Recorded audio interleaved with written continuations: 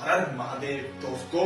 मन के हारे हार है, मन के जीते जीत। हार गए जो दिल लड़े, उन पर है धिक्कार, उन पर है धिक्कार। जो देखे ना सपना, सपनों का अधिकार असल अधिकार है अपना। अपनों के लिए करना कुछ आज हमें, अजर अमर कर देना है स्वराज हमें। तू माटी का लाल है, कोई कंकड़ या पत्थर नहीं। तू समय बदल के रख देगा, इतिहास लिखेगा, भूल नहीं। जी हाँ, आज मैं उस महान शासक के बारे में बात करने आ गया हूँ, वीर मराठा राजा के बारे में बात करने आ गया हूँ, जिसका नाम लेते ही मेरा पूरा शरीर शौर्य से भर जाता है। उस महान छत्रपति संभाजी महाराज जी के बारे में आज मैं बात करने आ गया हूँ, जिसने औरंगजेब को अपनी जब तक जिया और औरंगजेब को अपनी जूती पे रखा और औरंगजेब की रातों की नींद उड़ा दी और हारा भी और मरा भी तो अपनों के षड्यंत्र से मरा, वरना मरा ही नहीं। वो वीर छत्रपति संभाजी महाराज जिनके पूरे जीवन में ही परिश्रम और संघर्ष रहा। एक राजा का बेटा होने के बाद भी उन्होंने इतना संघर्ष देखा कि कोई आम आदमी भी इतना संघर्ष नहीं देख सकता।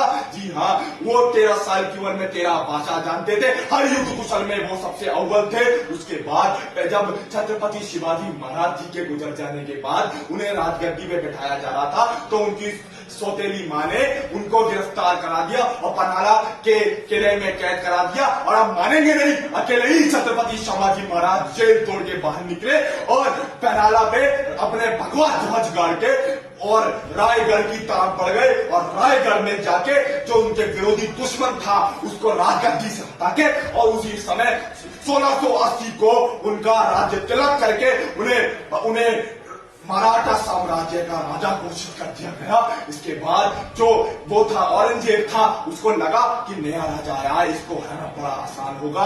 और इसके बाद ही छत्रपति संभाजी महाराज ने मुगलों के खिलाफ युद्ध की घोषणा कर दी और निकल पड़े अपने विशाल सेना के साथ बुरहानपुर की तरफ। वो बुरहानपुर जो औरंगजेब की दूसरी राजधानी मानी जाती थी और वहां पे इतना सोना था और औरंगजेब ने उन वीर हिंदू सैनिकों को भी वहीं कैद कर रखा था, जिन्होंने जो उसमें कायरता से पकड़े थे, उसे पूरी तरह छत्रपति संभाजी महाराज ने नष्ट कर दिया। और इसके बाद औरंगजेब दिल्ली की गद्दी पर काबू था और औरंगजेब ने अपने एक सेनापति को उसके बाद बौखलाए औरंगजेब ने 1681 में अपने एक सबसे होनहार सेनापति हुसैन खानपुरी को भेजा। और आप मानेंगे नहीं, हुसैन खानपुरी ने औरंगजेब से ये कहा कि मैं 3 दिन के अंदर मराठा रियासत को मिट्टी में मिला के आ जाऊंगा। और आप मानेंगे नहीं, हुसैन खानपुरी 3 साल तक हुसैन खानपुरी का पता नहीं चला कि वो कहाँ चला गया, कहाँ गायब हो गया मराठा मिट्टी पे। और इसके बाद बौखलाए औरंगजेब ने अपने एक और सेनापति को भेजा सतारा की जमीन पे,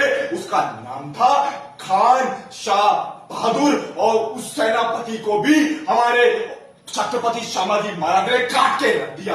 और इसके बाद बौखलाया औरंगजेब खुद दिल्ली की सियासत से निकल पड़ा छत्रपति संभाजी महाराज जी को हराने के लिए अपने 9 लाख बड़े लश्कर को लेके। और उसमें कई घुड़सवार और 9 लाख की सेना, आप समझते हैं उस समय पे कितनी बड़ी सेना थी। इसके बाद भी जब उसने हमला करा हमारे छत्रपति संभाजी महाराज जी के किले पे, उसे कुछ हासिल नहीं हुआ, उसे खदेड़ दिया मराठाओं ने। क्योंकि हमारे मराठा सेना में बड़े ही कम थे, लेकिन उन्हें युद्ध नीति इतनी अच्छी आती थी कि जंगलों से लेके हर जगह चप्पा चप्पा वो जानते थे। और एक हमारे भारतवासियों की एक बात हमेशा सच रही है कि कभी कायरता से बाहर नहीं करा, सीने से बात करा।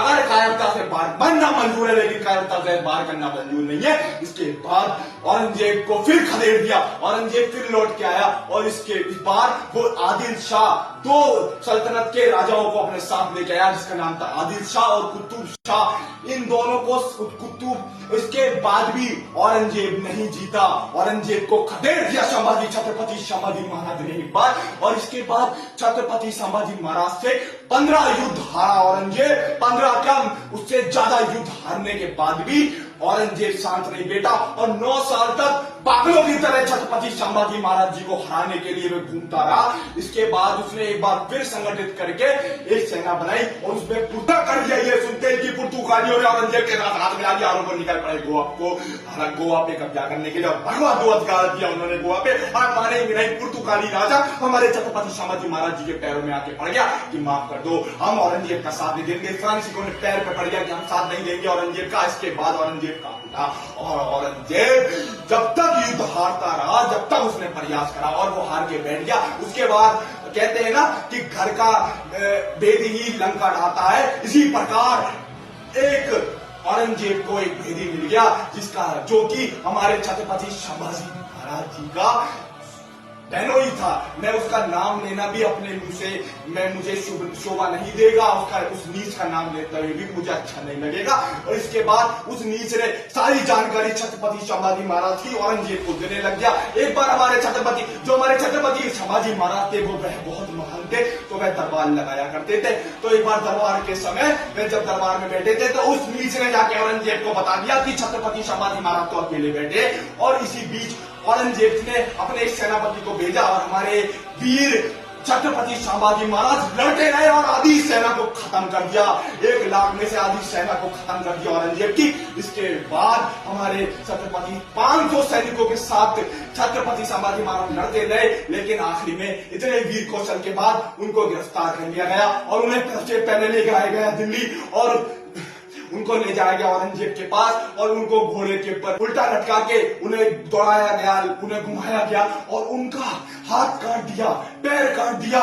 उसके बाद उनके नखून निकाल लिए और उन्होंने खाना नहीं खाया। और औरंगजेब ने ये तक कही थी उनसे पहले जब वो गिरफ्तार होकर आए थे, या तो तुम इस्लाम कबूल कर लो या तुम पूरे मराठा रियासत को छोड़ दो, हमारे गुलाम बन जाओ और हमारे साथ से चलो। लेकिन हमारे छत्रपति संभाजी महाराज जी ने कहा मुझे मरना पसंद है लेकिन धर्म परिवर्तन करना पसंद नहीं है। इसके बाद औरंगजेब ने उनका पूरा शरीर चिरवा के उसमें नमक डलवा दिया, मसाला डलवा दिया, पूरे कट गए छत्रपति संभाजी महाराज। लेकिन उन्होंने अपना धर्म परिवर्तन नहीं करा और उनका एक दोस्त भी था जिसका नाम था कवि।